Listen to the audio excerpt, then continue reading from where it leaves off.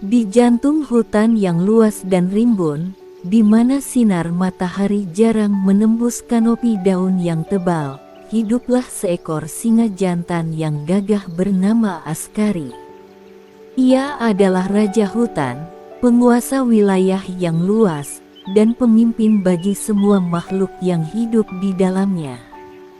Askari bukanlah raja yang kejam atau lalim. Ia memerintah dengan bijaksana dan adil, selalu mengutamakan kesejahteraan rakyatnya.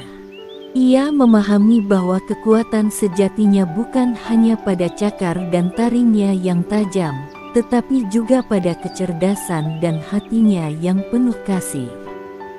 Di bawah kepemimpinan Askari, hutan menjadi tempat yang aman dan damai bagi semua makhluk. Para hewan hidup berdampingan dalam harmoni, saling membantu dan melindungi satu sama lain.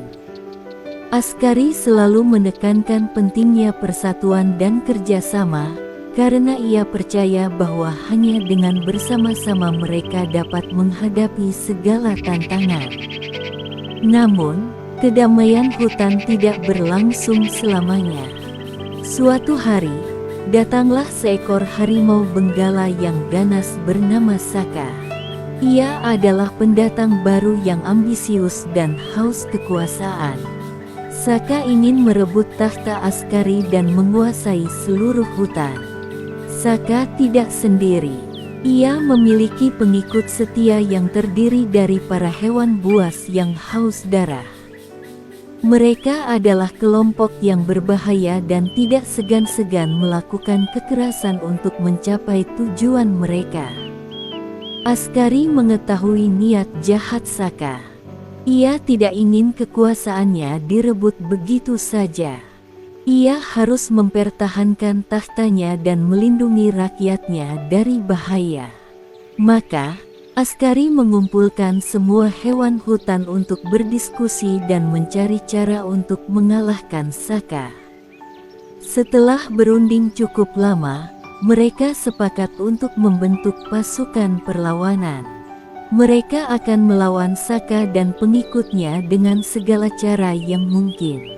Askari memimpin pasukan ini dengan gagah berani, dan mereka berhasil memukul mundur Saka dan pasukannya. Saka tidak menyerah begitu saja. Ia terus berusaha untuk mengalahkan Askari, tetapi selalu gagal. Setiap kali ia menyerang, pasukannya selalu terpukul mundur dan menderita kerugian besar. Hingga suatu hari, Saka menyadari bahwa ia tidak akan pernah bisa mengalahkan Askari dengan kekuatan. Ia kemudian mengubah strateginya dan mencoba untuk menghasut rakyat Askari. Ia menyebarkan desas-desus dan fitnah tentang Askari, berharap rakyat akan berbalik melawannya. Namun, rakyat Askari tidak mudah terpengaruh oleh hasutan Saka. Mereka percaya pada Askari dan tahu bahwa ia adalah pemimpin yang baik dan bijaksana. Mereka tetap setia mendukung Askari dan tidak mau mengkhianatinya. Saka akhirnya putus asa. Ia menyadari bahwa ia tidak akan pernah bisa mengalahkan Askari. Ia kemudian memutuskan untuk meninggalkan hutan dan mencari wilayah baru untuk dikuasai. Setelah kepergian Saka, hutan kembali aman dan damai. Askari terus memimpin dengan bijaksana dan adil, dan rakyat hutan hidup bahagia dan sejahtera. Askari menjadi legenda di kalangan hewan hutan. Ia dikenang sebagai raja yang gagah berani, bijaksana, dan penuh kasih. Ia adalah contoh pemimpin yang baik, yang selalu mengutamakan kepentingan rakyatnya di atas kepentingan pribadi. Cerita tentang Askari, sang raja hutan, terus diceritakan dari generasi ke generasi. Ia menjadi simbol harapan dan inspirasi bagi semua makhluk yang hidup di hutan.